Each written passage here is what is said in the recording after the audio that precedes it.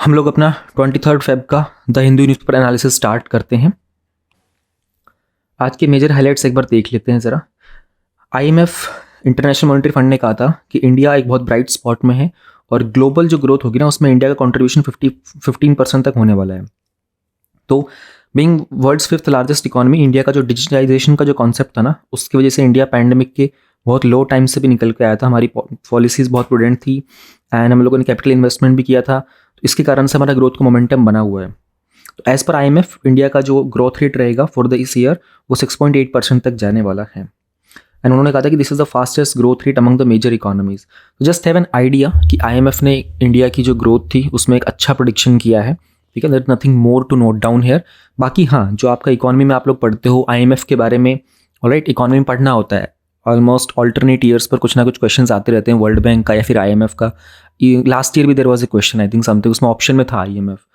और growth rate में economy का मेजरमेंट, जीडीपीज़ के बारे में पता करना, ये चीज़ें आपको पता करनी है। हाँ, राइट नाउ कितनी चल रही है, वर्ल्ड के फिफ्थ लार्जेस्ट कौन सी, ये तो प्रीलिम्स में नहीं पूछा जाएगा, ये आपको मेंस में मेंशन करना होता है मल्टीपल टाइप के एग्जांपल्स में। वो फिर GS1 में भी हो सकता है, 2 में भी, 3 में भी और 4 में भी हो सकता है, इवन ऐसे में भी हो सकता है।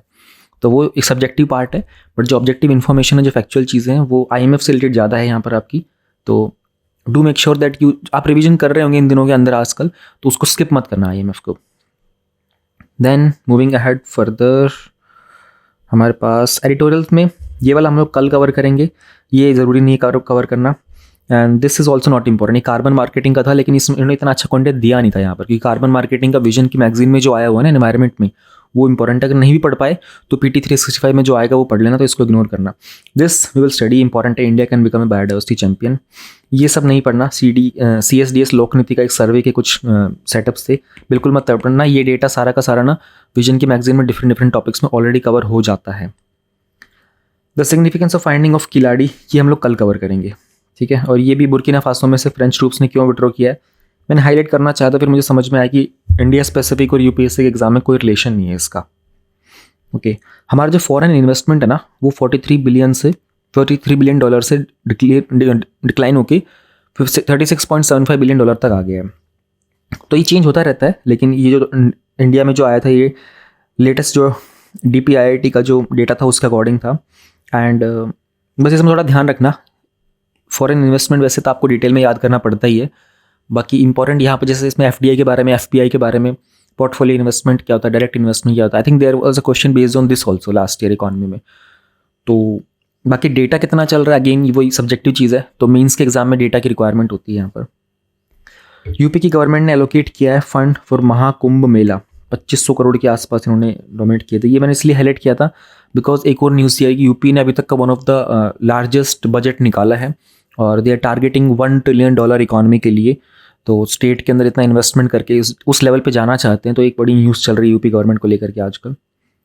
चाइना ने रिसेंटली पाकिस्तान को मदद करने के लिए उनके फाइनेंशियल क्राइसिस में $700 मिलियन का एक लोन अप्रूवल दिया था। तो अभी बस इसलिए पता होना चाहिए कि इंटरनेशनल रिलेशन में सपोर्ट रहेगा, तो ये नोट डाउन करने का है। वैसे एक्चुअल में IR में नोट डाउन कर लो, क्योंकि चाइना को काउंटर करने के लिए हमें ये चीज़ समझनी पड़ती है कि चाइना का फाइनेंशियल सपोर्ट कहाँ कहाँ जा रहा होता है। This is a good data actually to be noted down. 212 individuals को नॉमिनेट किया गया है नोबेल पीस प्राइज़ के लिए, तो विल सी किसको मिलता है। इसमें कुछ मत नोट डाउन करना, नथिंग। देन हाँ, ये देखो इंपॉर्टेंट था, इंडिया और चाइना ने ना इन पर्सन टॉक्स किए थे 3 साल बाद। ठीक है, दोनों ने डिसएंगेजमेंट की बात की थी, कुछ हमारे फ्रिक्शन ऑफ एरियाज है लाइन ऑफ एक्चुअल कंट्रोल पे। So this person he is mister Shilpak Ambule हैं, ये हमारे जॉइंट सेक्रेटरी हैं एक्सटर्नल अफेयर मिनिस्ट्री के, ईस्ट विंग जो है ना हमारा वहाँ के।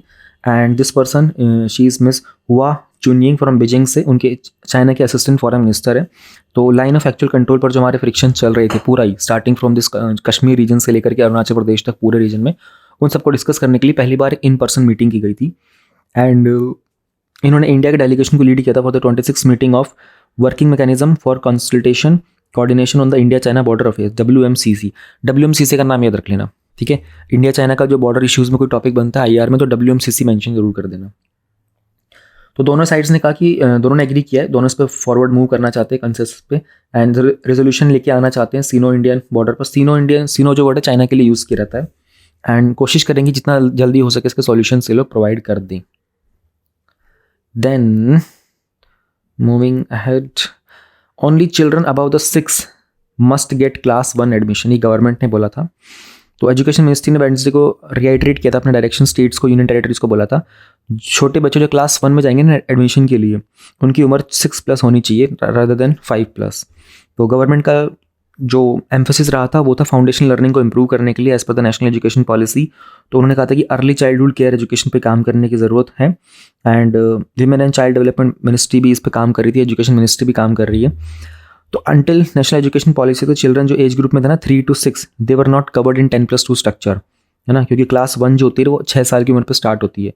नया जो 5+3+3+4 वाला जो स्ट्रक्चर हम लोगों ने बनाया था ना, 5+3+3+4 वाला जो स्ट्रक्चर बन के आया था नेशनल एजुकेशन पॉलिसी के अंदर, उसमें अर्ली लर्निंग फाउंडेशन के लिए हम लोगों ने 3 की एज की बात की थी, इंक्लूड किया था उसमें, ताकि बेटर ओवरऑल लर्निंग डेवलपमेंट पे काम किया जाएगा वेलबींग के ऊपर। तो उन्होंने कहा था कि कुछ डायरेक्शन दिए थे कि बच्चों की जो एज होनी चाहिए ना वो हमारी पॉलिसी के साथ मैच करनी चाहिए। खासकर ग्रेड 1 जो होता है ना उसमें 6 साल से ज़्यादा उम्र के जो बच्चे होते हैं ना उनको एडमिशन देना चाहिए।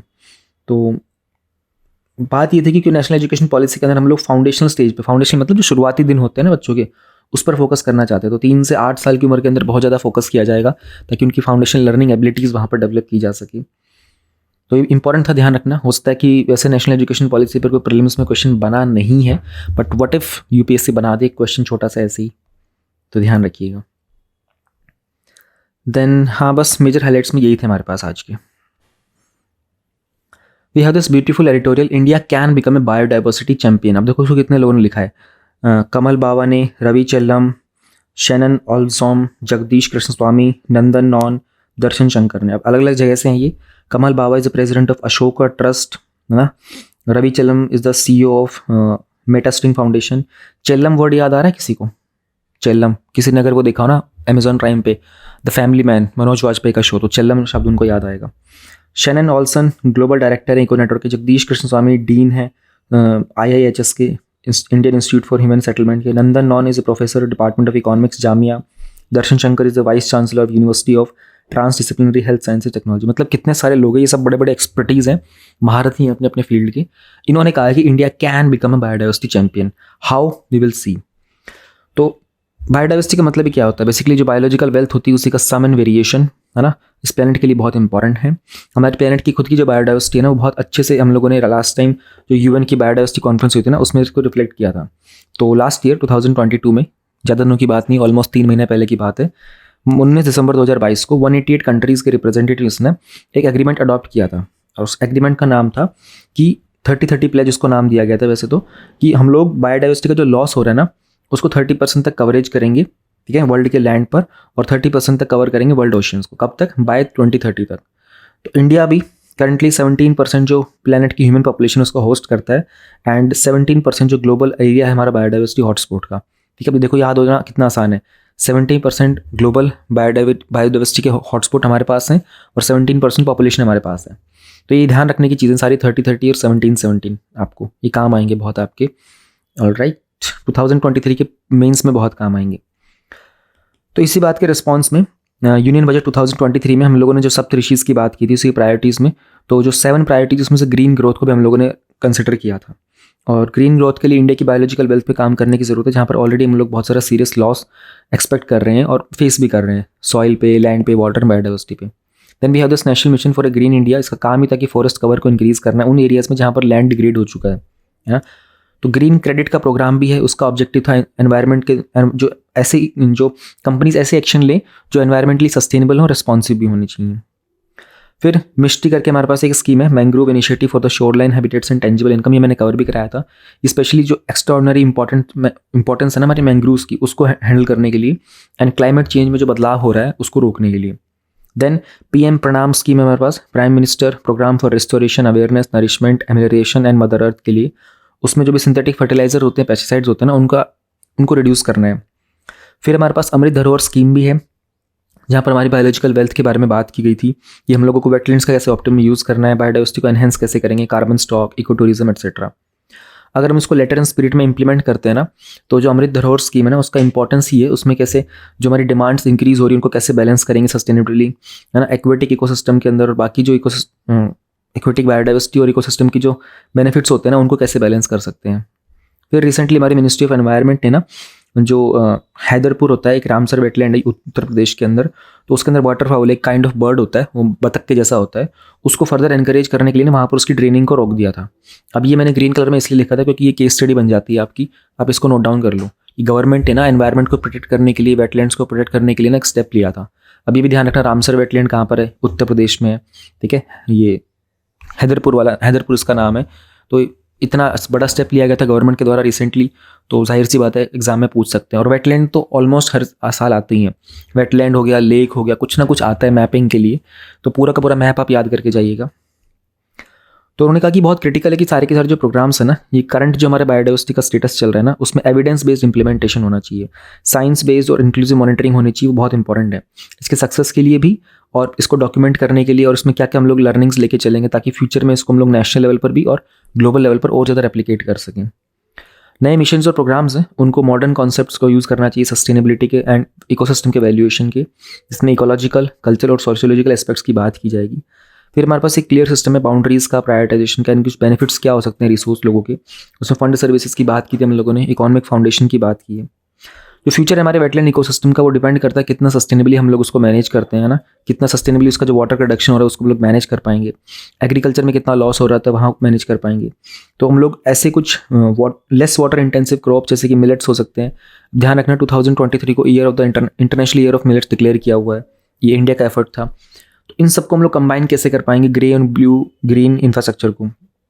जब बात करते हैं ग्रीन इंडिया मिशन की ना, तो सारा का सारा इंप्लीमेंटेशन का फोकस होना ही होना चाहिए इकोलॉजिकल रिस्टोरेशन पर। हम लोग ये नहीं कह सकते कि सिर्फ ट्री को प्लांट करो, नहीं, इकोलॉजी को रिस्टोर करना है हम लोगों को, है ना। साइट्स को कैसे चूज़ करना है जहाँ पर इकोलॉजिकल कनेक्टिविटी हो सकती है। फर्दरमोर कौन सी स्पीशीज़ की हम लोग चॉइस करेंगे, क्या डेंसिटी होगी, वो सब भी हैंडल करने की ज़रूरत है। साइट का सिलेक्शन को बहुत केयरफुली कंसिडर करना पड़ेगा हमें मैंग्रोव इनिशिएटिव के लिए। सबसे इंपॉर्टेंट आता है फाइनली सारे के सारे एफर्ट्स इंक्लूसिव हो जाएंगे अगर लोकल और जो नोमैडिक कम्युनिटीज़ होती है ना, जहाँ पर इनिशिएटिव्स लिए जा रहे हैं, उन सबको भी इंप्लीमेंट किया जाए, उन सबको इंक्लूज किया जाए। उनकी ट्रेडिशनल नॉलेज होती है, उनकी प्रैक्टिसेस होती है, उनको इंटीग्रेट कर सकते हैं हम लोग प्लान में। हर एक प्रोग्राम के ना बहुत सारे स्टेट्स होते हैं हमारे, जैसे नेशनल बायोडाइवर्सिटी का इंप्लीमेंटेशन हो गया, वो लेटेस्ट साइंटिफिक और इकोलॉजिकल नॉलेज पर होना चाहिए। इन सब का रिजल्ट क्या होगा ना, हर एक प्रोग्राम के अंदर ना एजुकेशनल और रिसर्च फंडिंग की इंपॉर्टेंस होगी, तो उसको हमें बढ़ाना पड़ेगा, अवेयरनेस लेके आना पड़ेगी इंडिया की बायोलॉजिकल वेल्थ को लेकर के। इसी बात के रिस्पॉन्स में हमारा जो नेशनल मिशन है ना on biodiversity and human wellbeing, इसको प्राइम मिनिस्टर के जो STIAC है, science and tech innovation advisory council, उसके द्वारा अप्रूव किया गया था। ये इमीडिएटली लॉन्च किया जाएगा गवर्नमेंट के द्वारा। अब इसमें हम लोग इंटरडिसिप्लिनरी नॉलेज की बात कर रहे थे, कैसे हम लोग इंडिया की इकोनॉमी को और फर्दर ग्रीन कर सकते हैं, हमारे जो नेचुरल कैपिटल है उसको फर्दर रिस्टोर कैसे करेंगे, एनरिच कैसे करेंगे। तो for the wellbeing of our people and India की पोजीशन को ग्लोबल लीडर पर ले जाने के लिए हम लोगों को बायोडाइवर्सिटी के साइंस के अंदर ये सारे स्टेप्स लेने पड़ेंगे which are very very critical, and then only we can say India can become a biodiversity champion. So it is an important editorial. इसमें बहुत सारे वे फॉरवर्ड वाले पॉइंट्स भी थे, इश्यूज़ वाले पॉइंट्स भी दिखाए गए हैं, कुछ अच्छे एग्जांपल्स दिए गए हैं, कुछ गवर्नमेंट के इनिशिएटिव्स, PM प्रणाम, मिष्टी, ग्रीन ग्रोथ के बारे में, उसके बाद धरोहर स्कीम के बारे में बात की गई है। So it's all important, note down करना चाहो कर लेना। वैसे तो विजन की मैगजीन में जो एनवायरनमेंट का सेक्शन होता है वहाँ सब कवर हो ही जाता है, बट स्टिल यहाँ पर इनमें से किसी का नाम लिख दो, as per this person, this ऐसे समथिंग करके, सो वैल्यू ऐड जाती है वहाँ पर। We have this another editorial, हम लोग बात करेंगे यहाँ पर डेटा प्रोटेक्शन बिल के अंदर क्या प्रॉब्लम्स हैं। इसे लिखा है अंजलि भारद्वाज एंड अमृता जौहरी ने, दोनों के दोनों मेंबर हैं for the national campaign for people's right to information. अब ministry of electronics and information technology ने एक ड्राफ्ट निकाला था डिजिटल पर्सनल डेटा प्रोटेक्शन को लेकर के, और उन्होंने कहा था इसका पर्पस होगा we will be processing of this digital personal data, ताकि जो राइट ऑफ इंडिविजुअल्स है ना उस पर काम कर सके। How can individuals protect their personal data and lawful purposes से इसका कैसे इस्तेमाल किया जाएगा आपके पर्सनल डेटा का। अब इन्होंने बात की थी कि राइट टू प्राइवेसी और जो राइट टू इन्फॉर्मेशन होगा ना उसको बैलेंस करने की कोशिश करें, इनको सेफगार्ड करेंगे। लेकिन उन्होंने कहा कि अनफॉर्चुनेटली जो बिल है ना इन दोनों ही काउंट्स पर फेल हो रहा है। तो इन दोनों ने मिलकर के 4 रीजंस फिगर आउट करने की कोशिश की थी। उन्होंने कहा था बिकॉज ऑफ द 4 रीजंस जो हम लोग आगे पढ़ेंगे, इस पूरे के पूरे ड्राफ्ट को ना रीड्राफ्ट किया जाए और इसके प्री लेजिस्लेटिव कंसल्टेशन होनी चाहिए, यानी कि पार्लियामेंट में प्रेजेंट करने से पहले इसका और ज़्यादा कंसल्टेशन किया जाना चाहिए। तो पहला रीज़न इन्होंने कहा था कि ये डाइल्यूट करता है हमारे RTI एक्ट को। RTI एक्ट का मतलब क्या होता है? RTI एक्ट के तहत हम लोग इन्फॉर्मेशन एक्सेस कर पाते हैं, गवर्नमेंट को अकाउंटेबल ठहरा पाते हैं, है ना। इन्होंने कहा कि अक्सर जो पुअर और जो मार्जिनलाइज होते हैं ना उनको ये उम्मीद होती है कि वेलफेयर प्रोग्राम से उनको कोई ना कोई फ़ायदा होगा, ऑलराइट। तो उनको कुछ ग्रैनुअल इन्फॉर्मेशन मिल जाती है इस तरीके के एक्ट के तहत। जैसे कि हमारा जो नेशनल फूड सिक्योरिटी एक्ट है ना, उसमें बात की जाती है राशन कार्ड होल्डर्स के कुछ रिकॉर्ड वगैरह होते हैं, उसमें सेल एंड स्टॉक क्या होता है रजिस्टर्स पर, ठीक है। तो कुछ इन्फॉर्मेशन पब्लिक डोमेन में अवेलेबल होती है। पब्लिक डिस्ट्रीब्यूशन सिस्टम का सोशल ऑडिटिंग भी होता है। सिंस इस तरह की पब्लिकली इन्फॉर्मेशन जब एक्सेस नहीं हो पाता ना, तो जो बेनिफिशरीज होते हैं ना, उनको अपना राइटफुल एंटाइटलमेंट भी नहीं मिल पाता। और यही सेम चीज़ होती है हमारे जो ओल्ड एज लोगों को जो सोशल सिक्योरिटी के प्रोग्राम्स होते हैं ना, पेंशन के, स्कॉलरशिप के, वहाँ पर भी तो होता ही है ना कि इन लोगों के बहुत सारे जो राइट्स होते हैं उनको एब्रोगेट किया रहता है ना, करप्शन के तहत उनको दबा दिया रहता है। इसी प्रिंसिपल को ध्यान में रखते हुए जो डेमोक्रेसीज है ना, वो इंश्योर करती हैं पब्लिक डिस्क्लोजर ऑफ वोटर्स, उनका नाम, उनका एड्रेस, है ना, एंड बाकी जो डिटेल्स होती हैं इसमें स्क्रूटनी की जाती है ताकि इलेक्टोरल फ्रॉड ना हो। अब आरटीआई का जो एक्ट होता है ना, उसके अंदर एक प्रोविजन होता है प्रिवेसी का, वो सेक्शन 8 का क्लोज 1 के तहत ऐड किया रहता है। तो इस सेक्शन को इन्वॉक करने के लिए ना, वो कह सकते हैं कि पर्सनल इन्फॉर्मेशन आपको नहीं शेयर की जाएगी किसी की भी। Alright, at least one of the following grounds तो प्रूव किया गया कि जो इन्फॉर्मेशन होती है ना, इसमें आप बात करते हो किसी पब्लिक एक्टिविटी की, पब्लिक इंटरेस्ट की, जिसके कारण किसी पब्लिक इन्फॉर्मेशन ऑफिसर की प्राइवेसी को भी आप इन्वेड कर सकते हो, वो चीज़ आपके साथ शेयर नहीं की जाती। तो जो प्रपोज्ड बिल है ना, इसमें उन्होंने बात की थी सेक्शन को थोड़ा अमेंड करेंगे, इसके परव्यू को एक्सपेंड करने की कोशिश करेंगे, एंड जो भी पर्सनल इन्फॉर्मेशन होती है ना, उनको एग्जेम्प्ट किया जाएगा फ्रॉम आरटीआई एक्ट से। तो ये एक प्रॉब्लम उन्होंने आइडेंटिफाई की थी। फिर उन्होंने कहा था कि जो आरटीआई एक्ट होता है ना, उसके अंदर जो एग्जाम्पशन दिए गए थे ना, वो एब्सोल्यूट नहीं है। उसके अंदर जो एग्जाम्पशंस थे वो सेक्शन 8 के क्लॉज 1 में दिए गए। तो कहते थे कि इन्फॉर्मेशन जिसमें जो which can not be denied to the parliament और a state legislature shall not be denied to any person, यानी कि जो चीज़ें हमारे स्टेट लेजिस्लेचर, विधानसभा वगैरह के अंदर, विधान परिषद में, हमारे संसद के अंदर जो जिसको डिनाई नहीं कर सकते, वो पब्लिक को भी डिनाई नहीं की जाएगी। फिर गवर्नमेंट ने कहा था कि इसके कुछ प्रोविजंस वगैरह को इंटरप्रेट करने के लिए ना, कैसे हम लोग काम कर सकते हैं। तो उन्होंने बहुत सारे जुडिशियल प्रोनाउंसमेंट्स किए थे कि किस तरीके से कौन से एग्जाम्पशंस एप्लीकेबल हैं ना। Based on this incorrect understanding RTI act के ना जो प्रोविजंस थे ना, उसको डिलीट करने की बात की जा रही है।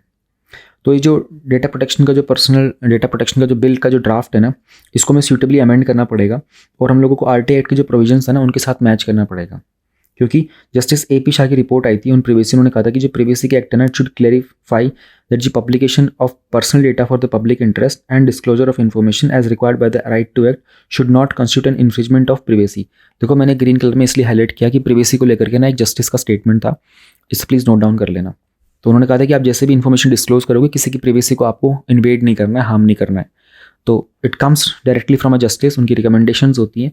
तो if you put up this in your answer, definitely it will have more value. तो एक इशू तो आरटीआई एक्ट का बता दिया। दूसरा इशू उन्होंने बताया था second, by empowering the executive. अब एग्जीक्यूटिव का मतलब क्या, जैसे ब्यूरोक्रेसी हो गई है ना, मिनिस्टर्स वगैरह हो गए, इनको पावर दे दी जाएगी कि ये रूल्स बना सकते हैं, है ना। तो इसके कारण क्या होता है कि डिस्क्रिशनरी पावर मिल रही है सेंट्रल गवर्नमेंट को, और जो लोगों का राइट टू प्राइवेसी होता है ना, वो अगेन उसका नुकसान किया जा रहा है। उन्होंने कहा for example under the section 18 ना, सेंट्रल गवर्नमेंट के पास पावर होगी, वो किसी भी गवर्नमेंट या फिर प्राइवेट सेक्टर को एग्जेम्प्ट कर सकता है इसमें से, इस बिल में से, तो जस्ट बाय नोटिफिकेशन। तो एक इशू ये वाला था। तीसरा इशू उन्होंने कहा था कि गवर्नमेंट जो है इसमें बिगेस्ट डेटा रिपोजिटरी है, सबसे ज़्यादा डेटा गवर्नमेंट के पास है। तो it will be very imperative for the oversight body, है ना, जो उसको जिसको सेटअप किया जाएगा कि इस कानून के तहत कि वो इंडिपेंडेंटली एक्ट करें, है ना। अगर गवर्नमेंट की एंटिटीज़ किसी भी तरह का वायलेशन कर रही हैं तो उस पर इंडिपेंडेंट एक्ट होना चाहिए। अब बिल ने उस डेटा प्रोटेक्शन बोर्ड की ना ऑटोनॉमी को इंश्योर करने की बात नहीं की, वो इंस्टीट्यूशन जो एक्चुअल में इस लॉ के सारे प्रोविजंस को एनफोर्स करेगा। तो सेंट्रल गवर्नमेंट उसकी स्ट्रेंथ डिटरमाइन करेगी, सेंट्रल गवर्नमेंट बताएगी उसका कंपटीशन क्या होगा, उसका सिलेक्शन रिमूवल क्या होगा। तो मतलब ऑब्वियस सी बात होगी, जब वो ऑटोनमस नहीं है तो फिर रेगुलेटरी मेंटेन कर पाना, अकाउंटेबिलिटी कर पाना मुश्किल हो जाएगा। फिर जो चीफ एग्जीक्यूटिव होंगे वो रिस्पॉन्सिबल है इस बोर्ड को मैनेज करने के लिए, उसको भी गवर्नमेंट ही अपॉइंट करेगी। तो यानी कि इस इंस्टीट्यूशन के ऊपर ना गवर्नमेंट का एक डायरेक्ट कंट्रोल होगा। सेंट्रल गवर्नमेंट ने ये भी कहा था कि वो बोर्ड को ना बहुत सारे फंक्शंस देंगी under the provisions of this act और अंडर एनी अदर लॉ। तो एक totally government control data protection board का बनाने का मतलब ही होगा, उसको कुछ पावर दे दी जाएगी सिविल कोर्ट वगैरह की भी, वो फाइन लगा सकता है 500 करोड़ तक के, है ना। और अगर इस कारण क्या होता है ना, एग्जीक्यूटिव किस तरीके से मिसयूज़ करेगा इस पर्टिकुलर एक्ट का, उसको लेकर के बहुत सारी आशंकाएं हैं, एप्रीहेंशन है, सीरियस एप्रीहेंशन है। फाइनली फोर्थ जो रीज़न था होता है कि जो बिल था उसने बात की थी डेटा प्रोटेक्शन बोर्ड की ना, it shall be digital by design, यानी कि जो भी कंप्लेंट्स वगैरह होंगे ना, रिसीट और डिस्पोजल होगा, सब डिज़ाइन डिजिटल तरीके से होगा। फिर नेशनल फैमिली हेल्थ सर्वे ने कहा था कि सिर्फ 33% वीमेन इंडिया के अंदर है जिन्होंने कभी इंटरनेट को यूज़ किया था। तो ये जो डेटा प्रोटेक्शन का जो बिल की बात की जा रही है ना, इसमें बहुत सारे ऐसे लोग होंगे जिनको बस इंटरनेट का एक्सेस ही नहीं होगा, और आप लोग जब सब कुछ डिजिटल करोगे तो प्रॉब्लम हो जाएगी। तो ये 4 इश्यूज़ थे इन्होंने आइडेंटिफाई किए थे, and I think very particularly इन्होंने पॉइंट आउट किया था।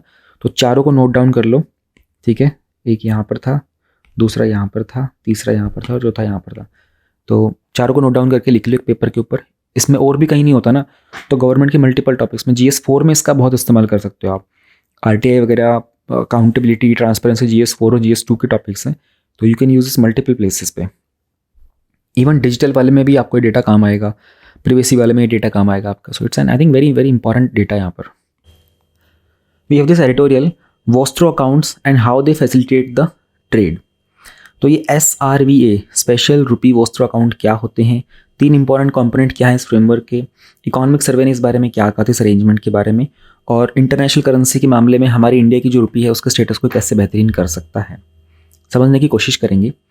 तो स्टोरी सो फार क्या है ना, 20 रशियन बैंक्स ने ना SRVA special rupee vostro accounts खोले थे इंडिया के पार्टनर बैंक्स के साथ। क्यों? क्योंकि जो इंडिया और रशिया के बीच में जो ट्रेड हो रहा था ना, उसमें जो रुपीज़ का सेटलमेंट करना होता था उसके लिए। ऑल्सो जो हमारे मेजर डोमेस्टिक बैंक्स हैं ना, उन्होंने अपने अपने नोडल ऑफिसर्स को भी सॉर्ट आउट करके उनको बता दिया था कि भाई ये अरेंजमेंट के तहत आपको ऐसे ऐसे काम करना होगा। अच्छा, हल्का सा और हिस्टोरिकल चलें, बैकग्राउंड की तरफ चलने की कोशिश करें, तो ये यहाँ पर मेंशन नहीं है, पर मैं आपको बता देता हूँ। जुलाई 2022 में ना RBI ने ना एक मैकेनिज्म निकाला था, हम लोग इंटरनेशनल ट्रांजैक्शन जो होते हैं ना रुपी में, उसको सेटल करेंगे। क्यों करेंगे? हमारा जो ग्लोबल ट्रेड होता है ना, उसको इंक्रीज करने के लिए। ऑलराइट, इसमें एम्फोसिस हम लोग किस पे करेंगे, फोकस किस पे करेंगे? एक्सपोर्ट्स में। एंड हम लोग रुपी को इंटरनेशनल करेंसी की तरफ पुश करने की कोशिश करेंगे। प्लस में ये एक्सपेक्टेड किया जा रहा है कि इसके तहत हमारा जो ये कुछ कंट्री जिनको सैंक्शन लग जाता है ना, जैसे रशिया वगैरह होता है ना, उनके साथ भी हमारा ट्रेड कर पाना आसान हो जाएगा। तो जो मैकेनिज्म जिसको फाइनलाइज किया गया था RBI के द्वारा जुलाई 2022 में ना, उसी के तहत जो बैंक्स थे ना पार्टनर कंट्रीज़ के, उन्होंने अप्रोच किया हमारे ऑथराइज्ड डीलर बैंक्स को इंडिया में, और उन्होंने कहा कि आप लोग ये SRVA के अकाउंट्स को ओपन करो। तो जो ऑथराइज्ड डीलर बैंक्स होते हैं, इनको फिर अप्रूवल लेना पड़ता है सेंट्रल बैंक से इस तरह के अरेंजमेंट्स के लिए। ठीक है, अब समझते हैं SRVA का अकाउंट होता क्या है। इसमें ना एक वोस्ट्रो अकाउंट होता है। एक्चुअल में 2 टर्म्स होते हैं, एक होता है वोस्ट्रो और एक होता है नोस्ट्रो। ठीक है, तो आप वोस्ट्रो समझ जाओगे तो नोस्ट्रो उसका बिल्कुल ऑपोजिट हो जाएगा, वो भी समझाता हूँ। वोस्ट्रो अकाउंट के अंदर क्या होता है ना, जो डोमेस्टिक बैंक्स होल्ड करते हैं, डोमेस्टिक मतलब क्या, इंडिया में होंगे, इंडिया के डोमेस्टिक बैंक्स कौन सा हो गया, SBI हो गया, PNB हो गया, HDFC हो गया। ठीक है, ये हमारे डोमेस्टिक बैंक्स हैं। ये किसी फॉरेन बैंक के अकाउंट को बनाते हैं यहाँ पर। फॉर एग्जांपल दूसरी कंट्री का यहाँ पर नाम लिया था ना इन्होंने, रॉस बैंक है, टिंकॉफ बैंक है, सेंट्रो क्रेडिट बैंक है, क्रेडिट बैंक ऑफ मॉस्को है। तो मान लो रॉस बैंक की है, रॉस बैंक इंडिया के SBI के अंदर अपना एक अकाउंट खोलेगा। ठीक है, क्यों? ट्रांजैक्शन वगैरह के लिए। उस अकाउंट को बोलते हैं वोस्ट्रो अकाउंट। ऑलराइट, अब इसका जो मैंने कहा कि ऑपोजिट भी होता है, उसको बोलते हैं नोस्ट्रो अकाउंट। नोस्ट्रो अकाउंट क्या होता है? Held by a bank in another bank. ठीक है, यानी कि कस्टमर्स अपना मनी डिपॉजिट कर सकते हैं। ठीक है, तो फॉर एग्जांपल प्रिज्यूम कर लेते हैं, जैसे कि थोड़ा सा एक सिचुएशन को मैं ये आपको एक्सप्लेन कर देता हूँ, क्योंकि ये ना प्रीलिम्स में ऐसे क्वेश्चन आ रहा था। 2015 में एक करेंसी को चेंज, कन्वर्टेबल करेंसी का क्वेश्चन आया था, तो इसी से कनेक्टेड था वो। ठीक है, ध्यान रखना 2015 में there was a question based on convertibility of rupee, तो उसी से कनेक्टेड ये पूरा का पूरा आपका एडिटोरियल है। अब मान लो ये नोस्ट्रो वाला जो अकाउंट है वो क्या होता है? That account is held by a bank in another bank, यानी कि कस्टमर्स अपना मनी डिपॉजिट करेंगे बैंक के अकाउंट में इन अनदर बैंक। ठीक है ना, तो ये ऑफनली यूज़ किया जाता है एक बैंक के द्वारा, इसकी कोई ब्रांच नहीं होती फॉरेन कंट्री के अंदर। ठीक है, तो नोस्ट्रो का मतलब होता है आवर्स। ठीक है, तो होता क्या है ना, प्रिज्यूम कर लेते हैं जैसे कि बैंक A है। ऑलराइट, इसकी कोई ब्रांच नहीं है रशिया के अंदर। रशिया के अंदर बैंक A इंडिया में है, लेकिन रशिया में इसकी कोई भी ब्रांच नहीं है, बट बैंक B की है। ठीक है, तो now we have to receive the deposits in Russia. तो A क्या करेगा ना, रशिया के एक बैंक B के अंदर ना अपना अकाउंट खोल देगा, इसको हम लोग बोलेंगे नोस्ट्रो अकाउंट। ठीक है, सिमिलरली B का इंडिया में कोई अकाउंट नहीं है, तो B क्या करेगा, B भी A में एक अकाउंट अपना ओपन कर लेगा, उसको बोलते हैं वोस्ट्रो अकाउंट। तो एक उल्टा पुल्टा होता है बस इस तरीके से। ठीक है, आगे हम लोग इसको पढ़ने की कोशिश करते हैं, समझने की कोशिश करते हैं क्या कहना चाह रहे हैं। तो नोस्ट्रो अकाउंट जो डोमेस्टिक बैंक्स होल्ड करते हैं, फॉरेन बैंक का है ना, फॉरेन डोमेस्टिक करेंसी में होल्ड करते हैं। इंपॉर्टेंट ये है, जो डोमेस्टिक बैंक्स हमारे जो अपने बैंक होते हैं ना, इसमें इंटरनेशनल बैंकिंग सर्विसेज प्रोवाइड करेंगे अपने क्लाइंट्स को, जिनकी कुछ ग्लोबल बैंकिंग नीड्स होती हैं। SRVA क्या है यहाँ पर? SRVA एक एडिशनल अरेंजमेंट किया गया था, यानी कि जो ऑलरेडी एग्जिस्टिंग सिस्टम था ना उसमें, ताकि जो कन्वर्टेबल करेंसीज होती है ना उनका इस्तेमाल किया जा सके इसके अंदर फ्रीली। तो एग्जिस्टिंग सिस्टम को ना कुछ बैलेंस मेंटेन करके रखना पड़ता है इन करेंसीज में, जैसे कि यूएस के डॉलर में, पाउंड में, इस तरह की ट्रेड को मेंटेन करने के लिए। लेकिन हम लोगों ने इस पर काम किया हम लोगों ने कहा कि we need to do it more. अभी फंक्शन कैसे करता है, इसको फंक्शन करने के लिए इसके फ्रेमवर्क के अंदर ना 3 इंपॉर्टेंट कंपोनेंट्स को ऐड किया गया था। पहला कंपोनेंट क्या था, इनवॉइसिंग का। इनवॉइस मतलब एक तरीके से बिलिंग जो होती है। फिर हम लोगों ने कहा कि हम लोगों को एक्सचेंज रेट का कंपोनेंट को भी काम करना पड़ेगा, एंड देन फर्दर सेटलमेंट के ऊपर। तो अगर इनको थोड़ा थोड़ा समझ लेते हैं तीनों को। इनवॉइसिंग का मतलब यहाँ पर क्या बताया गया है कि दे आर सेइंग कि जो एक्सपोर्ट एंड इम्पोर्ट्स होंगे ना, जो भी होंगे, उन सबको डिनोमिनेट किया जाएगा और इन्वॉइस किया जाएगा इंडियन नेशनल रुपी के अंदर ही, ठीक है। यानी कि इंडियन नेशनल रुपी में किया जाएगा इन्वॉइसिंग वगैरह, एक्सपोर्ट की इम्पोर्ट की। एक्सचेंज का जो रेट होगा ना करेंसीज के बीच में, ट्रेडिंग पार्टनर कंट्रीज के बीच में, वो मार्केट डिटरमाइन करेगा। तो this is based on market. ये ना क्वेश्चन प्रीलिम्स में बन सकता है, इसलिए मैं इसको थोड़ा इस तरीके से बता रहा हूँ। मैं वही सब कर रहा हूँ जो यहाँ लिखा हुआ है, बस थोड़ा नीचे लिख के दिखा रहा हूँ आप लोगों को। फाइनल जो सेटलमेंट होगा वो भी होगा इंडियन नेशनल रुपी में ही। तो यहाँ पर आप देखोगे इन सब के कारण इंडियन नेशनल रुपी की वैल्यू इंक्रीज होने के चांसेस ज़्यादा हैं। फंक्शनिंग वगैरह कैसे होती है इसकी थोड़ी सी उसको और फर्दर समझ लेते हैं। तो जो ऑथराइज्ड डोमेस्टिक डीलर बैंक्स होते हैं उनको अपना एसआरवी अकाउंट ओपन करना पड़ेगा कॉरेस्पोंडेंट बैंक्स के लिए, ठीक है। जो डोमेस्टिक हमारे इंपोर्टर्स होंगे ना, उनको पेमेंट करनी पड़ेगी एसआरवी के अकाउंट में हमारे कॉरेस्पोंडेंट बैंक के। किसके अगेंस्ट, जो इनवॉइस होगा गुड्स एंड सर्विसेज का। सिमिलरली जो डोमेस्टिक हमारे एक्सपोर्टर्स होंगे उनको भी एक्सपोर्ट के प्रोसीड्स के बारे में पे करना पड़ेगा, है ना। तो वो भी उस डेजिग्नेटेड अकाउंट से पे करेंगे। इंडिया के जो एक्सपोर्टर्स हैं ना, वो एडवांस पेमेंट भी रिसीव कर सकते हैं अपने एक्सपोर्ट के प्रति, लेकिन एक फॉरमोस्ट प्रायोरिटी होगी हमारे डोमेस्टिक बैंक की कि वो ये इंश्योर करें कि भाई अवेलेबल जो फंड्स हैं ना वो पेमेंट के लिए, पेमेंट के ऑब्लिगेशंस के लिए प्रॉपर हैं कि नहीं है, राइट। इन सबको किस चीज़ के एक्ट अंडर मैनेज किया जा रहा है, जो भी क्रॉस बॉर्डर ट्रांजेक्शन्स होने वाली है ना इस सब के अंदर, उसकी गाइडलाइंस किसके तहत आती है, हमारा 1999 का एक्ट है FEMA act, foreign exchange management act, उसके तहत। एलिजिबिलिटी क्राइटेरिया क्या है, कौन से बैंक से जो इस तरह के अकाउंट्स और फंक्शन इस मैकेनिज्म का इस्तेमाल कर सकते हैं। जो भी ऑथराइज जो डोमेस्टिक बैंक्स होंगे ना, उनको अप्रूवल लेना पड़ेगा अपने एपेक्स बैंकिंग रेगुलेटरी से, ऑलराइट, उस अरेंजमेंट के लिए। जो भी होंगे अपने अपने डोमेस्टिक बैंक्स रिस्पॉन्सिबल होंगे कि जो कॉरेस्पोंडेंट बैंक होगा ना, वो किसी भी तरह, तो FATF का एक पब्लिक स्टेटमेंट होता है, उसका पार्ट नहीं होना चाहिए वो। तो FATF एक लिस्ट बनाता है हाई रिस्क की और नॉन कोऑपरेटिव जुरिस्डिक्शंस को लेकर के, उसमें उस बैंक का नाम नहीं होना चाहिए, तो उसकी आप अकाउंट यहाँ पर ओपन नहीं कर सकते। दूसरी चीज़ इंपॉर्टेंट ये है, आप मल्टीपल SRV अकाउंट्स ओपन कर सकते हो। मे बी इससे एक स्टेटमेंट बन जाएगा आपका प्रीलिम्स का। इसका पर्पज़ क्या था ना, तो एक तो सबसे पहले डिमांड ऑफ फॉरेन सर्विस, जो फॉरेन एक्सचेंज होता है ना, उसका डिमांड को रिड्यूस करना था। हमारा इकोनॉमिक सर्वे अभी जो रिसेंट वाला था 2022-23 का, उसने कहा था कि हमारी जो नेट डिमांड है ना फॉरेन एक्सचेंज की, वो रिड्यूस हो जाएगी। तो इससे क्या होगा, हमारा जो रुपी की जो हमारा फॉरेन एक्सचेंज रिड्यूस होता रहता है ना, उसको भी हम लोग हैंडल कर पाएंगे। हमारे को बहुत सारे एक्सटर्नल शॉक्स लगते रहते हैं कंट्रीज़ को, हमारी करेंसीज़ को, उसको रिड्यूस कर पाएंगे, क्योंकि हमारी डिपेंडेंसी कम हो रही है ना फॉरेन करेंसी के ऊपर। तो हमको एक्सटर्नल शॉक्स के अगेंस्ट जो वल्नरेबिलिटी होगी ना, वो हमारी कम हो जाएगी। फिर रुपी को एज एन इंटरनेशनल करेंसी बनाने का हमारा जो एक एम है ना, लॉन्ग टर्म के अंदर हमारे रुपी को प्रमोट करेगा एंड ट्रैक्शंस बहुत मेंटेन होंगे। फिर एक बड़ा ही अच्छा डेटा यहाँ पर दिया गया है, as per the BIS settlement, जो ब्यूरो ऑफ इंटरनेशनल सेटलमेंट्स के तहत जो एक triennial central bank survey होता है 2022 का हुआ था। उन्होंने कहा था कि US का जो डॉलर है ना, वो 88% ट्रेडिंग करता है, और जो इंडियन नेशनल रुपी है ना, वो सिर्फ 1.6% करता है। तो ये सब फ़ायदे होंगे कुछ, सिंस बहुत सारे सैंक्शंस इम्पोज किए गए थे रशिया के ऊपर, एंड जो कंट्री है पेमेंट की प्रॉब्लम से जूझ रहा है अभी राइट नाउ, एकदम स्टैंड स्टिल पॉइंट पर है। तो इस तरह का जो ट्रेड फैसिलिटेशन मैकेनिज्म इंट्रोड्यूस किया गया ना RBI के द्वारा, जो पेमेंट के इश्यूज़ होंगे ना रशिया के साथ, वो थोड़े से ईजी हो जाएंगे। तो हम लोगों को वहाँ से जो भी ऑयल वगैरह परचेज कर रहे थे उन सब में आसानी होगी। ध्यान रखना स्पेशल वाला किसने किया था, एलिजिबिलिटी क्या है, वोस्टर नोस्टर क्या होते हैं, ये आपका एग्जाम पॉइंट ऑफ व्यू में जो फॉरेन ट्रेड वाला टॉपिक होता है ना इकॉनमी में, वहाँ से बनता है, ये इंपॉर्टेंट है बहुत। ये स्टार्ट करते हैं हमारा एथिक्स का प्रीवियस ईयर क्वेश्चन का एनालिसिस। हम लोग 2017 के क्वेश्चंस कर रहे हैं। आज हम लोग लास्ट की 2 केस स्टडीज़ कवर करेंगे। इससे पहले का सारे क्वेश्चंस हो चुके हैं, यानी कि अप टू 12 क्वेश्चंस हम लोग कवर कर चुके हैं। आज हम लोग question number 13 and question number 14 करके 2017 का पेपर कंप्लीट करेंगे। शुरुआत करते हैं क्वेश्चन नंबर 13 की। 20 मार्क्स का है, यानी कि आपको 4 पेजेस मिलेंगे।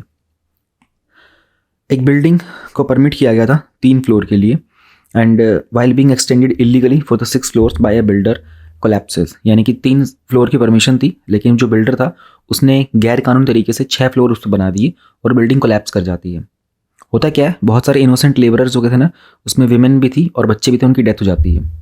ये जो लेबरर्स थे ये डिफरेंट डिफरेंट प्लेसेस से आए थे और ये माइग्रेंट्स थे। गवर्नमेंट ने इमीडिएटली अनाउंस किया था कैश रिलीफ, ठीक है, उनकी फैमिलीज को, एंड जो बिल्डर था उसको अरेस्ट कर लिया था। आपसे सिंपल सा सवाल पूछा गया है, कारण बताओ इस तरह के इंसिडेंट्स कंट्री में क्यों होते हैं।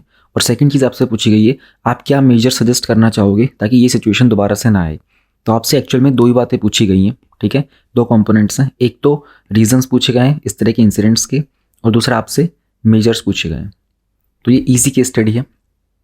Will start. सिलेबस में आपका जो टॉपिक आता है ना, public civil services values and ethics in public administration, उसमें एक टॉपिक आता है रेगुलेशंस का, सब टॉपिक यानी कि, तो रेगुलेशंस वाले सेक्शन से ही क्वेश्चन बनता है। Will start with this. The case above involves one of the basic problems faced by our country, that is disrespect toward the rule of law and the failure of accountability mechanism. Instances like collapsing of the poor quality buildings, they are quite common in the metro cities of India that frequently result in the loss of lives. फिर reason पूछा था तो reason start करते हैं। Reason for such incidents, देखो मैंने कहा था कि जब सब टाइटल लिखते हो तो उसको कैपिटल में लिखने की कोशिश करो, उसको put it in a box, it's easy for the examiner to identify them कि यहाँ से कोई नया सेक्शन स्टार्ट हो रहा है क्वेश्चन का। नंबर 1 रीज़न है failure of the rule of law and administration. This includes the failure of law enforcement and administrative agencies to ensure supremacy of law. Clearance given to such builders are seldom verified and they are given according to rules. Prevalence of corruption and bribery is another reason. Second problem है economic reasons की। High rate of poverty and few employment opportunities leading to distress migration and forced labor in construction activities. Further, poor regulation of working conditions also put the lives of laborers in grave risk. तीसरा reason हम देंगे social reason. Failure of social and political system of country to hold accountable the concerned officials and politicians. Grave economic and socio inequalities take away the voice of grievance from the most depressed class while middle class remain unconcerned about them. अब उसने एक बात की थी ना कि government ने immediately cash relief announce किया था, उसको भी मैं एड्रेस करना होगा। Announcing cash relief to the aggrieved families is only a temporary measure and comes nowhere near to solving the root causes that are more institutional and structural in nature. Okay. आगे उसने हमसे पूछा था कि कुछ major suggest करो, आप क्या करोगे। तो कुछ सजेस्टेड मेजर्स हैं। एक इफेक्टिव रेगुलेटरी मैकेनिज्म होना चाहिए, इंडिपेंडेंट रेगुलेटरी बॉडी हो, स्ट्रिक्ट गाइडलाइंस होने चाहिए इस तरह की कंस्ट्रक्शन एक्टिविटीज़ के साथ डील करने के लिए। सेकंड, रॉबस्ट लीगल और एडमिनिस्ट्रेटिव प्रोविजंस होने चाहिए, प्रॉपर लॉ होना चाहिए जो इस तरह के वायलेशंस के साथ डील करेगा। शिकायतों के लिए ग्रीवेंस रिड्रेसल मैकेनिज्म होना चाहिए, स्ट्रिक्ट पेनल्टी होनी चाहिए अगर कोई वायलेशन करता है तो, क्लियरेंस सिस्टम होना चाहिए जो बहुत ट्रांसपेरेंट होगा और ऑनलाइन होना चाहिए, सोशल अकाउंटेबिलिटी के मैकेनिज्म बनाए जाने चाहिए, अर्बन लोकल गवर्नमेंट को हमें स्ट्रेंथन करने की ज़रूरत है। तीसरा हमने सजेशन दिया कि जुडिशियल अकाउंटेबिलिटी और इफेक्टिव जस्टिस डिलीवरी होनी चाहिए। कुछ लोगों को जो अग्रीव्ड होते हैं उनको फ्री लीगल एड प्रोवाइड की जानी चाहिए और फास्ट ट्रैक कोर्ट्स की सेटअप किए जा सकते हैं। चौथा था need to work on the ethics. बहुत सारे जो स्टेक होल्डर्स थे ना, उनको इस बारे में बताना चाहिए कि उनकी क्या responsibility towards society and towards the nation building. तो उनकी खुद की जो इनर वॉइस है it has to be purified, and उनके जो वेस्टेड इंटरेस्ट होते हैं उनको काउंटर करने के लिए भी, ताकि कोई ग्रीड वगैरह से वो ड्राइव अवे ना हो जाए। तो व्हाट हैपन्स, कुछ होते हैं एडहॉक सॉल्यूशंस, जैसे कि कल्प्रिट को अरेस्ट कर लेना, मॉनेटरी कंपेंसेशन देना। एडहॉक का मतलब होता है टेम्परेरी, जैसे हमारी एडहॉक कमिटीज़ भी होती है ना पार्लियामेंट में। फिर होते हैं हॉलिस्टिक सॉल्यूशंस, आप इंक्वायरी करो, आप अरेस्ट भी करो, आप रेगुलेशंस को भी मजबूत करो, आप मॉनिटरिंग पे काम करो, आप एथिक्स पे काम करो, कंसाइंस पे काम करो।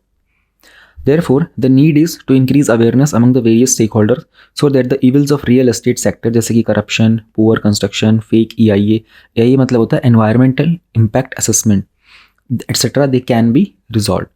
तो ये वाली तो बहुत ही सिंपल थी केस स्टडी, ज़्यादा इसमें कुछ टिपिकल था नहीं हमारे पास। Then we have another case study। इसमें ये भी अगेन 20 मार्क्स की, यानी कि आपको मिलते हैं 4 पेजेस। उसने कहा आप एक पब्लिक इन्फॉर्मेशन ऑफिसर हो गवर्नमेंट डिपार्टमेंट के, आप अवेयर हो आरटीआई एक्ट के बारे में 2005 में, एंड उसमें बात की गई थी एडमिनिस्ट्रेशन को कैसे ट्रांसपेरेंट और अकाउंटेबल बनाना है।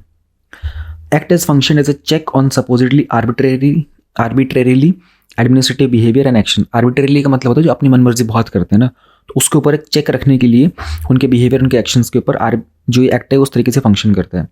हालांकि एज ए PIO आपने ऑब्जर्व किया कि कुछ सिटीजन्स हैं जो फाइल करते हैं RTI एप्लीकेशंस को not for themselves but for other stake holders, ठीक है ना, जो चाहते हैं कि उनको इन्फॉर्मेशन का एक्सेस मिल जाए अपने खुद के फ़ायदे के लिए। एट द सेम टाइम जो RTI के एक्टिविस्ट होते हैं ना, वो रूटीनली फाइल करते रहते हैं RTI एप्लीकेशंस, ताकि बहुत सारे जो डिसीजन मेकर्स होते हैं ना उनसे पैसा एक्सटॉर्ट कर सके, पैसा निकलवा सकें। जिस तरह का जो RTI एक्टिविज्म होता है ना, ये हमारे एडमिनिस्ट्रेशन की फंक्शनिंग को बहुत अफेक्ट करता है, बहुत एडवर्सली अफेक्ट करता है। और जो एप्लीकेशंस वगैरह होती है ना, जिनका एक्चुअल में एम होना चाहिए टू गेट जस्टिस, उन सबको भी जेपरडाइज कर देता है। उनकी रियल जो पर्पस होता है ना उसको फेल कर देता है, जस्टिफाई नहीं करता। तो एज अ PIO ऑफिसर आपसे पूछा गया है, what measures would you suggest to separate the genuine and the non genuine application. ठीक है, तो मेजर्स क्या होंगे, एक कंपोनेंट हमारे पास क्या हो गया, मेजर्स का।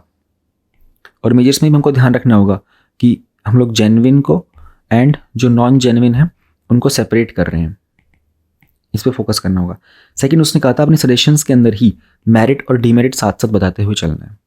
ठीक है, तो एक्चुअल में तो एक ही तरह की चीज़ का एक्सप्लेनेशन करना है, उसी के अंदर हमको इसके मेरिट भी साथ साथ बताते हुए चलना है और हमको डीमेरिट भी बताते हुए चलना है। ठीक है, स्टार्ट करते हैं। सिलेबस में आपका जो टॉपिक बनता है प्रॉपर्टी इन गवर्नेंस, उसका एक सब टॉपिक बनता है RTI, वहाँ से क्वेश्चन आपका बनता है केस स्टडी वाला। देखो, हर क्वेश्चन के साथ जब आपको इसका सिलेबस पता होगा ना और सब टॉपिक पता होगा, तो जहाँ भी आप सोर्स से जहाँ पर पढ़ रहे हो ना वहाँ लिखते चलो। यहाँ से एक 2017 में पेपर में क्वेश्चन आया था, यहाँ पर 16 में आया था। ठीक है, पिछले वाले जो पेपर्स में थे मैंने कुछ जगह पर मेंशन किया था, कुछ में मेंशन नहीं कर पाया था।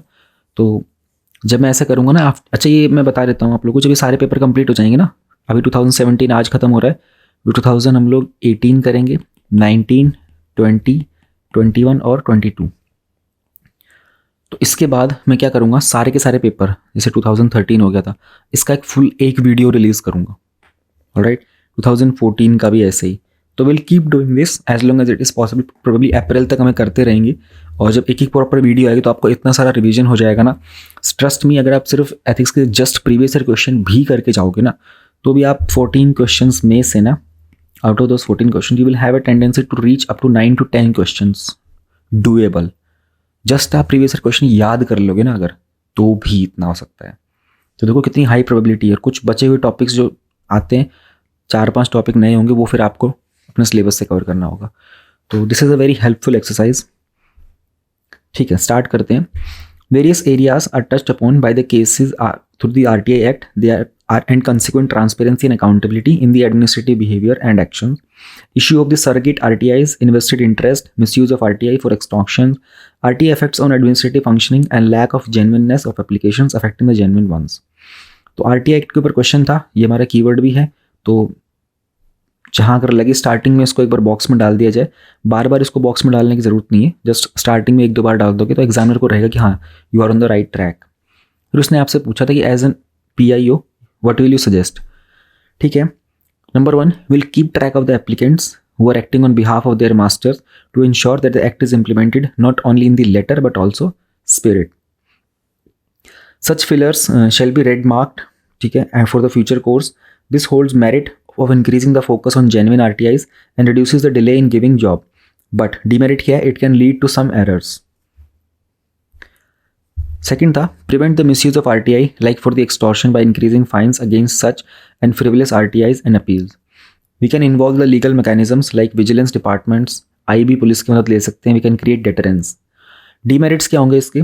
We can अगर demerits are hand holding of the RTI activist and the possible misuse of the provision by department itself. ठीक है, It can also deemed draconian and helps affect the department's image. यानी कि आप IB police की मदद लोगे तो ठीक रहेगा, आप खुद ही डिपार्टमेंट ये काम करेगा तो डिपार्टमेंट की इमेज को नुकसान हो सकता है। तीसरा था, RTIs that seek info regarding the day-to-day administrative functioning and decisions, they shall be treated as less genuine or serious as they are tend to cripple the administration. Only the RTIs that serve some public or social interest shall be taken as genuine. This has a merit of increasing administrative efficiency, but demerit क्या है, of reducing the transparency and accountability. See, आप देख रहे हो उसने पूछा था merit और डीमेरिट के बारे में, तो हम लोगों ने हर पॉइंट में साथ साथ मेंशन किया है, उसको स्किप नहीं करना है। Transparency, accountability and creates administrative discretion. Then fourth point था, evolve the algorithmic mechanisms to separate genuine and non-genuine applications on the basis of historical data available. This has a demerit that technology can never be 100% correct, and hence this can have inclusion-exclusion errors. तो merit भी हो गया, demerit भी हो गया। Then training of the PIOs and other staff regarding the provisions of power under RTI so that they can be more effective in dealing with non-genuine cases. This has merits of increasing departmental efficiency and also improves the functioning of RTI. अब हम लोगों ने क्या किया है, हम लोगों ने डिक्रीज क्या किया है, misuse of RTI, frivolous RTI, extortionist RTI downwards में। हाई हम लोगों ने इंक्रीज क्या किया है, genuineness of RTI, balance between efficiency and accountability. This thing leads to implement RTI in letter and spirit as intended by the Act. The second ARC called RTI as the beacon of light of transparency. While it is true that it has side effects on the administrative efficiency, above mentioned measures can bring in the desired balance between efficiency and accountability. And here we come to the end of 2017 के सारे questions. कोई doubt हो तो पूछ लो। अक्सर सवाल वगैरह कम ही करते हो आप लोग, क्योंकि मुझे लगता नहीं कि मोस्टली लोग अब एथिक्स को कवर कर पा रहे हो। आई डोंट नो कौन इसमें से फॉलो कर रहा है राइट नाउ, यहाँ पे कौन सुन रहा है। तो हो सके तो जरा कमेंट सेक्शन में बता देना। तो ऐसे सब कमेंट करेंगे नहीं, बट स्टिल ट्राई, या फिर मुझे जूम टेलीग्राम के थ्रू कनेक्ट करके you can personally inform the admin, वहाँ से भी बता सकते हो। कुछ सजेशन और देना चाहते हो, 2017 तक के पेपर हम लोगों ने कर लिए हैं, आगे का कुछ चेंजेस करवाना चाहते हो। मैं कुछ ऐसा प्लान कर रहा था कि व्हाट इफ़ हम लोग मार्च में थोड़ा एक्सटेंसिवली करें एथिक्स को, 2 क्वेश्चन की जगह 3 क्वेश्चन करें ऐसे, एंड मार्च में हम लोग पूरा कंप्लीट कर लें अप टू 2022।